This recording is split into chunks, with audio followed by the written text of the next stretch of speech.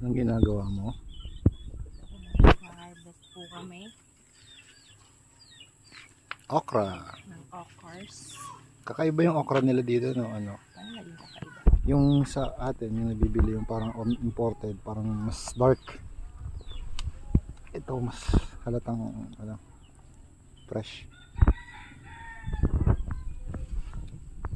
Meron din dito talong at Ang kamatis. padala sa Manila. Tapos kinugulo ako ng bubuyog na to. Di mo ako matatakot. Probinsyano ako, di mo ako matatakot. Tabi oh, laki oh. Pwede pa ba ito kainin?